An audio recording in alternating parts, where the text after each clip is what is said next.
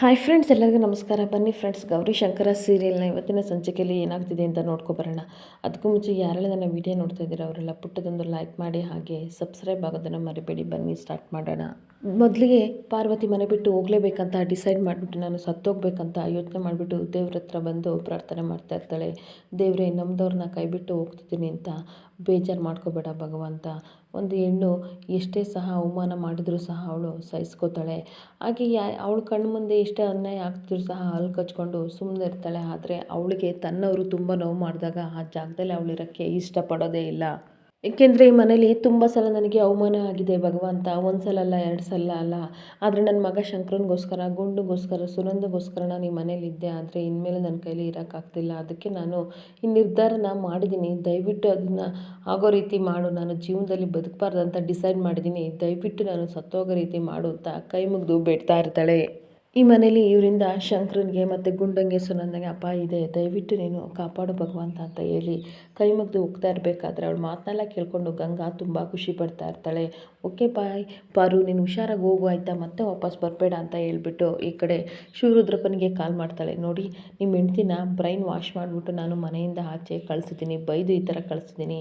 ಯಾವುದೇ ಹೆಣ್ಣು ತನಗೆ ನೋವಾದಾಗ ಮೊದಲು ನೆನ್ಕೊಳ್ಳೋದೆ ಗಂಡನ. ಗಂಡ ಹೆಂಡ್ತಿಗೆ, ಹೆಂಡ್ತಿ ಗಂಡಂಗೆ ಆಗಬೇಕು. ಆದರೆ ನಿಮ್ಮ ಹೆಂಡ್ತಿ ನೆನೆಸ್ಕೊಂಡ್ರೆ ಇಲ್ವೋ ನನಗೆ ಗೊತ್ತಿಲ್ಲ. ಆದರೆ ಮನೆಯಿಂದ ಆಚೆ ಕಳಿಸಿದ್ದೀನಿ, ಇನ್ಮೇಲೆ ನೀವು ಉಳಿಸ್ಕೊಳ್ಳೋದು ನಿಮ್ಮ ಜವಾಬ್ದಾರಿ ಅಂತ ಹೇಳ್ತಾ ಇರ್ತಾಳೆ. ಬೇಗ ಹೋಗಿ ಕಾಪಾಡ್ಕೊಳ್ಳಿ ಅಂತ ಹೇಳ್ತಾ ಇರ್ತಾಳೆ. ಎಲ್ಲಿರ್ಬೋದು ಅಂತ ಅಂದಾಗ ನಮ್ಮನೆ ಕ್ರಾಸ್ ಹತ್ರ ಹೋಗ್ತಾ ಇರ್ಬೋದು. ಏನಾದರೂ ಆಯಿತು ಅಂದರೆ ನಾನಲ್ಲ ಅಂತಂದಾಗ, ಇಲ್ಲ ಇಲ್ಲ ಕಣವ, ನಾನು ಬೇಗ ಹೋಗಿ ಕಾಪಾಡ್ತೀನಿ, ಜಬರ್ದಸ್ತ್ ಕೆಲಸನ ಮಾಡಿದ್ದೀನ, ನಿಂಗೆ ಎಷ್ಟು ಥ್ಯಾಂಕ್ಸ್ ಹೇಳಿದ್ರು ಸಾಲದು. ಜೊತೆಲಿದ್ದಾಗ ಅವಳ ಬೆಲೆ ಗೊತ್ತಿರಲಿಲ್ಲ, ಇವಾಗ ಅವಳ ಬೆಲೆ ನನಗೆ ತುಂಬ ಚೆನ್ನಾಗಿ ಅರ್ಥ ಆಗಿದೆ ಅಂದಾಗ, ಸರಿ ಸರಿ ಆಯಿತು ಬೇಗ ಹೋಗಿ ಅಂತ ಹೇಳ್ತಾ ಇರ್ತಾಳೆ.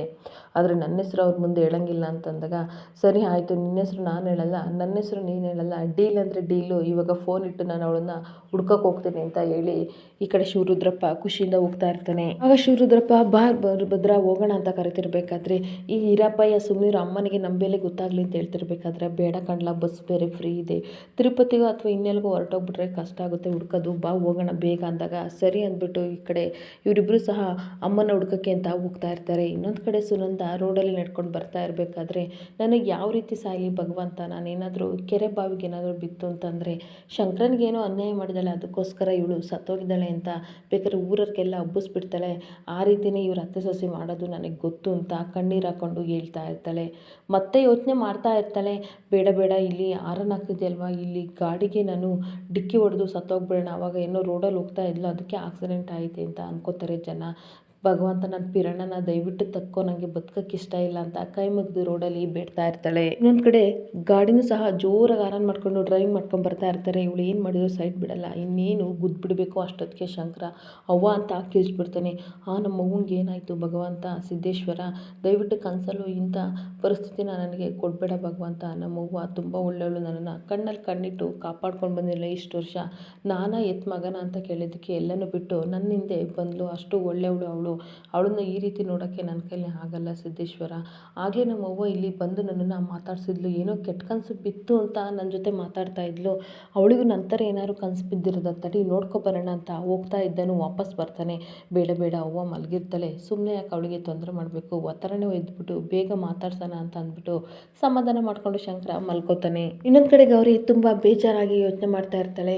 ಅಲ್ಲ, ನನ್ನನ್ನು ಯಾಕೆ ಎಲ್ಲರೂ ಮಿಸ್ಯೂಸ್ ಮಾಡ್ಕೋತಿದ್ದಾರೆ, ಎಲ್ಲರೂ ನನ್ನನ್ನು ತಪ್ಪಾಗಿ ತಿಳ್ಕೊತಿದ್ದಾರೆ, ನನ್ನ ಪವರ್ನ ನಾನು ಏನಾದರೂ ಮಿಸ್ಯೂಸ್ ಮಾಡ್ಕೋತಿದ್ದೀನ, ಆ ರೀತಿ ಅವರು ಯಾಕೆ ನನ್ನ ಬಗ್ಗೆ ಯೋಚನೆ ಮಾಡ್ತಾ ಇದ್ದಾರೆ. ಅಂಗೈಲಿರೋ ಸತ್ಯಕ್ಕೆ ಕನ್ನಡಿ ಯಾಕೆ ಅಂತ ಹೇಳ್ತಾರೆ. ಅಕ್ಕನ ಜೊತೆ ನಾನು ಇಷ್ಟು ವರ್ಷದಿಂದ ಇದ್ದೀನಿ, ನನ್ನ ಫೀಲಿಂಗ್ಸ್ ಎಮೋಷ್ನಲ್ ಎಲ್ಲ ಹತ್ರದಿಂದ ನೋಡಿದ್ದಾರೆ. ಅಂಥದ್ರಲ್ಲಿ ಅವರಿಗೂ ಸಹ ಈ ರೀತಿ ಅಂತಿದೆಯಾ, ನನ್ನ ಪವರಿಂದ ನಾನು ಶಂಕರ್ ಅವ್ರನ್ನ ಮಿಸ್ಯೂಸ್ ಮಾಡ್ಕೋತಿದ್ದೀನಿ ಅಂತ ಹೇಳ್ತಿದ್ದಾರಲ್ಲ, ಯಾಕೆ ಈ ರೀತಿ ಅಂತಿದ್ದಾರೆ, ಅವ್ರು ಯಾಕೆ ನನ್ನ ಮೇಲೆ ಈ ರೀತಿ ಅನುಮಾನ ಪಡ್ತಿದ್ದಾರೆ ಅಂತ ಯೋಚನೆ ಮಾಡ್ತಾ ಇರ್ತಾಳೆ. ಅಲ್ಲ ಅಕ್ಕ, ನನ್ನನ್ನು ಆ ರೀತಿ ಅನ್ನೋಕ್ಕೆ ಹೇಗೆ ಸಾಧ್ಯ, ನಾನು ಮಿಸ್ಯೂಸ್ ಮಾಡ್ಕೋತೀನ, ಅವ್ರಿಗೆ ಗೊತ್ತು ತಾನೇ ನಾನು ಏನು ಅಂತ. ಅದರಲ್ಲೂ ಜೋಗಿಯವ್ರನ್ನ ಅಂತ ಅಂದ್ಬಿಟ್ರಲ್ಲ, ಜೋಗಿಯವ್ರಿಗೂ ಗೊತ್ತು ನಾನು ಯಾವ ರೀತಿ ಅಂತ. ನಾನೊಂದಿನ ಅವರಿಗೆ ಹೇಳಿದ್ದೆ ಅಂತ ಕನಸು ಕಾಣ್ತಾ ಇರ್ತಾಳೆ. ಹಾಗೆ ದೇವಸ್ಥಾನಕ್ಕೆ ಹೋಗಿ ಗೌರಿ ಒಂದಿನ ಕೂತಿರ್ಬೇಕಾದ್ರೆ ಅಲ್ಲಿ ಪ್ರೀತಿಯಿಂದ ಅವನು ಹೂನ ತಂದುಕೊಡ್ತಾನೆ.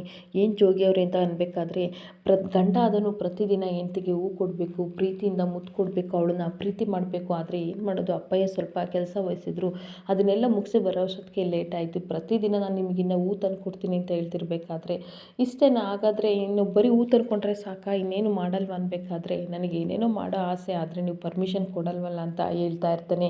ನಾನು ಆ ರೀತಿ ಎಲ್ಲ ಅಂದಿದ್ದು, ಇದನ್ನು ಹೂ ಮಾಡಿಸಿ ಅಂತ ಕೇಳ್ತಾ ಇರಬೇಕಾದ್ರೆ ಓ ಹೌದಲ್ವ ಅಂದ್ಬಿಟ್ಟು ಪ್ರೀತಿಯಿಂದ ತನ್ನ ಹೆಂಡತಿಗೆ ಹೂ ಮಾಡಿಸ್ತಾ ಇರ್ತಾನೆ.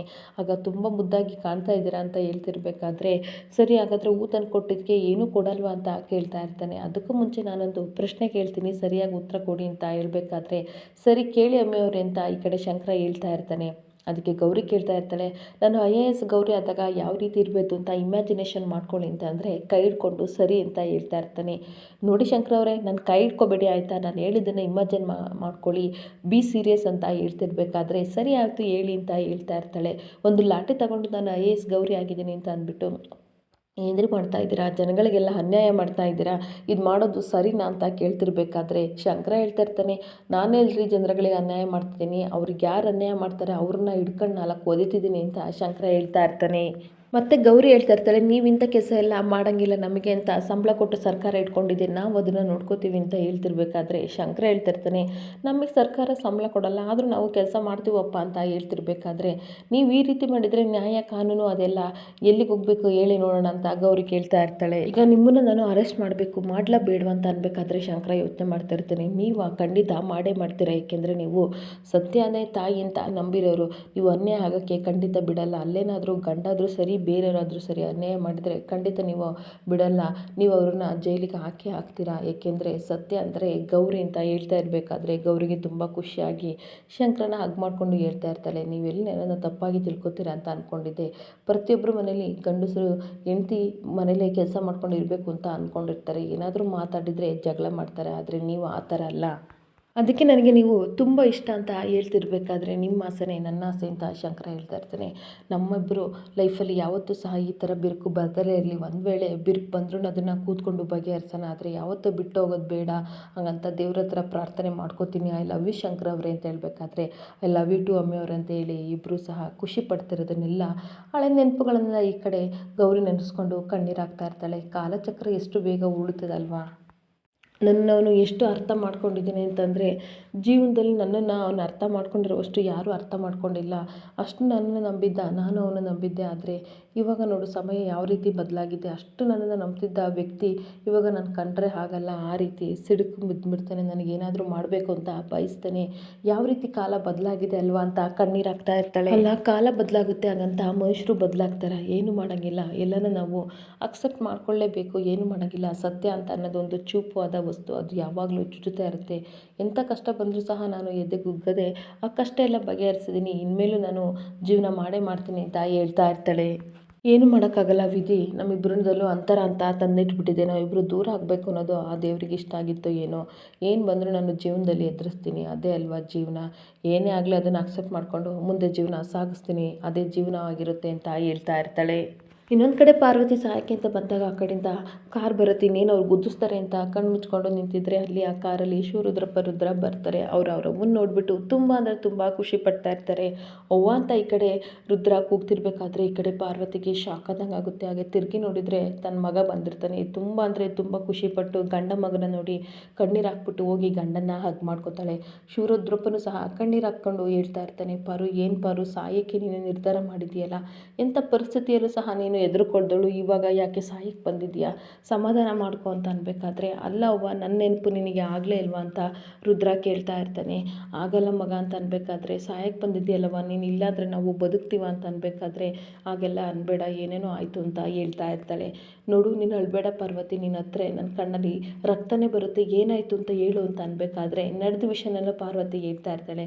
ಬೈರದೇವಿ ಈ ಥರ ಬೈದಿದ್ದು, ನಿನ್ನ ಗಂಡ ಜೈಲಿಗೆ ಹೋಗಿದ್ದಾನೆ, ಅಂಥವ್ರ ಮನೇಲಿ ನೀನು 3 ಹೊತ್ತು ತಿನ್ಕೊಂಡು ಬಿದ್ದಿದೆಯಲ್ಲ, ನಿನಗೆ ನಾಚಿಕೆ ಆಗಲ್ವಾ, ಹಾಗೆ ಹೀಗೆ ಎಲ್ಲ ಬೈದಿದ್ದನ್ನೆಲ್ಲ ಹೇಳಿ ಕಣ್ಣೀರು ಹಾಕೊಂಡು ಅಳ್ತಾ ಇರಬೇಕಾದ್ರೆ ರುದ್ರನಿಗೂ ಮತ್ತು ಶಿವರುದ್ರಪ್ಪನಿಗೂ ತುಂಬ ಕೋಪ ಬರ್ತಾ ಇರುತ್ತೆ. ಆಗ ಮತ್ತೆ ರುದ್ರ ಹೇಳ್ತಾ ಇರ್ತಾನೆ, ಆಯಿತು ಸರಿ ಬಾರವ, ಅಲ್ಲಿರಬೇಡ, ಮನೆಗೆ ಹೋಗೋಣ, ಕರ್ಕೊಂಡು ಹೋಗ್ತೇನೆ ಅಂತ ಅಂದಾಗ ಯೋಚನೆ ಮಾಡ್ತಿರ್ಬೇಕಾದ್ರೆ ಯಾಕವ ನಿನ್ನ ಮಗನ ಮನೆಗೆ ನೀನು ಬರಲ್ವಾ ಅಂತ ಅಳ್ತಾ ಇರ್ತಾನೆ. ಹಾಗೆಲ್ಲ ಏನಿಲ್ಲ ಅಂತಾಗ ಸರಿ ಬಾ ಅಂತ ಕರ್ಕೊಂಡು ಹೋಗ್ತೀನಿ ಅಂತ ಈ ಕಡೆ ಪಾರ್ವತಿನ ಕರ್ಕೊಂಡು ಶಿವರುದ್ರಪ್ಪ ರುದ್ರ ಹೊರಟೋಗೇ ಬಿಡ್ತಾರೆ. ಇನ್ನೊಂದು ಕಡೆ ಬೆಳಗಾಗುತ್ತೆ, ಎದ್ದು ನೋಡಿದರೆ ಸುನಂದ ಅಲ್ಲಿ ಪಾರ್ವತಿ ಇರಲ್ಲ.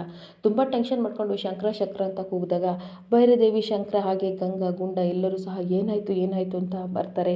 ಏನಾಯ್ತು ಅದಕ್ಕೆವ, ಯಾಕೆ ಹಿಂಗೆ ಕೂಗ್ತಾ ಇದೆಯಾ ಅಂತ ಕೇಳ್ತಾ ಇರಬೇಕಾದ್ರೆ ಈ ಕಡೆ ಅತ್ತೆವ ಎಲ್ಲೂ ಕಾಣ್ತಾ ಇಲ್ಲ ಅಂತ ಅಂದಾಗ ಶಂಕರನಿಗೆ ತುಂಬ ಶಾಕ್ ಆಗ್ತಿರುತ್ತೆ. ಆಗ ಭೈರದೇವಿ, ಗಂಗಾ ಎಲ್ಲರೂ ಶಾಕ್ ಆಗಿ ಸುನಂದ ಮುಖನ ನೋಡ್ತಾ ಇರ್ತಾರೆ. ಏನದಕ್ಕೆವ ಹಿಂಗೆ ಹೇಳ್ತಿದೀಯ, ನನಗೆ ಕಟ್ಟ ಕನಸು ಬಿತ್ತು, ಹಂಗೇನಾರು ಆಗ್ಬಿಡ್ತಾ, ನಡ್ರಿ ಹುಡ್ಕನ ಅಂತ ಅನ್ಬೇಕಾದ್ರೆ ಮತ್ತೆ ಭೈರದೇವಿ ಹೇಳ್ತಾ ಇರ್ತಾಳೆ ಎಲ್ಲ ಕಡೆ ಹುಡುಕ್ತಾ ಅಂದಾಗ, ಹ್ಞೂ ಅತ್ತೆವ ಈ ಕಡೆ ದೇವಸ್ಥಾನ ಹತ್ರ ಹುಡುಕ್ತೆ, ಎಲ್ಲ ರೂಮಲ್ಲೂ ಎಲ್ಲ ಹುಡುಕ್ತೆ, ಎಲ್ಲೂ ಇಲ್ಲ, ಅಡ್ಡಿಲೆಲ್ಲ ಹುಡುಕ್ತೆ ಅಂತ ಅನ್ಬೇಕಾದ್ರೆ ಶಂಕರ ಟೆನ್ಷನ್ ಮಾಡ್ಕೊಂಡು ಕೋಳಿ ಮತ್ತು ಚುರುಮುರಿಗೆ ಹೇಳ್ತಾ ಇರ್ತಾರೆ, ನಡ್ರಲ್ಲ ಹುಡುಗ್ರಿ ನಾನು ಹುಡುಕ್ತೀನಿ ಅಂತ ಅನ್ಬೇಕಾದ್ರೆ, ಅಯ್ಯೋ ಶಂಕರ ನಾನು ಹೇಳಿದ್ನಲ್ವ ಎಲ್ಲೂ ಇಲ್ಲ ಅತ್ತೆವ, ಇದ್ದಿದ್ರೆ ನನ್ನ ಕಣ್ಣಿಗೆ ಕಾಣ್ತಿರ್ಲಿಲ್ವ ಅಂತ ಸುನಂದ ಹೇಳ್ತಾ ಇರ್ತಾಳೆ.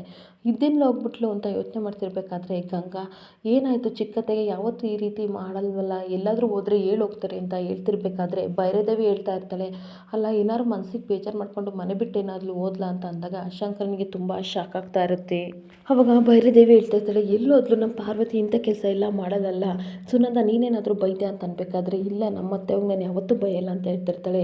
ಕೋಳಿ ಚುರುಮುರಿ ನೀವೇನಾದರೂ ಮನ್ಸಿಗೆ ನೋವು ಮಾಡಿದ್ರ ಅಂದಾಗ, ಇಲ್ಲ ಅವರೇ ನಾವು ಯಾವತ್ತೂ ಸಹ ಆ ಥರ ಮಾತಾಡಲ್ಲ ಅಂತ ಅವರು ಸಹ ಹೇಳ್ತಿರ್ಬೇಕಾದ್ರೆ, ಅಲ್ಲ ಯಾರು ಏನು ಅಂದಿಲ್ಲ, ಹಾಗಂದ್ರೆ ಮನ್ಸಿಗೆ ಏನು ತಗೊಂಡು ಮನೆ ಬಿಟ್ಟು ಹೋಗ್ಬಿಟ್ಲಲ್ಲ ದೇವ್ರೆ, ಆದಷ್ಟು ಬೇಗ ಅವಳು ಮನೆಗೆ ಬರಂಗೆ ಮಾಡಪ್ಪ ಅಂತ ಇರಬೇಕಾದ್ರೆ, ಅಲ್ಲ ಯಾರೂ ಬೈದಿಲ್ಲ, ಏನಕ್ಕೆ ಮನೆ ಬಿಟ್ಟು ಹೋದ್ಲು, ಏನಾಗಿರ್ಬೋದು ಅಂತ ಯೋಚನೆ ಮಾಡ್ತಾ ಇರ್ತಾರೆ. ಈ ಕಡೆ ಗಂಗಾ ಹೇಳ್ತಾ ಇರ್ತಾಳೆ, ನನ್ನ ಮದುವೆ ಅವ್ರಿಗೆ ಆಗೋದು ಇಷ್ಟ ಇಲ್ಲ ಅನಿಸುತ್ತೆ, ಅದಕ್ಕೆ ಹೋಗಿದ್ದಾರೆ ಚಿಕ್ಕತ್ತೆ ಅಂತ ಹೇಳ್ತಾ ಇರಬೇಕಾದ್ರೆ ಶಂಕರ ಕೋಪ ಮಾಡ್ಕೊಂಡು ಹೇಳ್ತಾ ಇರ್ತಾನೆ, ನಮ್ಮವ್ವ ಕಡ್ಡಿ ತುಂಡಾಗಂಗೆ ನೇರವಾಗಿ ಮಾತಾಡ್ತಾಳೆ, ಈ ರೀತಿ ಎಲ್ಲ ಕದ್ದು ಮುಚ್ಚಿ ಮಾತಾಡಲ್ಲ, ನೀನೇನೇನೋ ಹೇಳ್ಬೇಡ ಸುಮ್ಮನೆ ಇರು ಗಂಗಾ ಅಂತ ಬೈತಾ ಇರ್ತಾನೆ.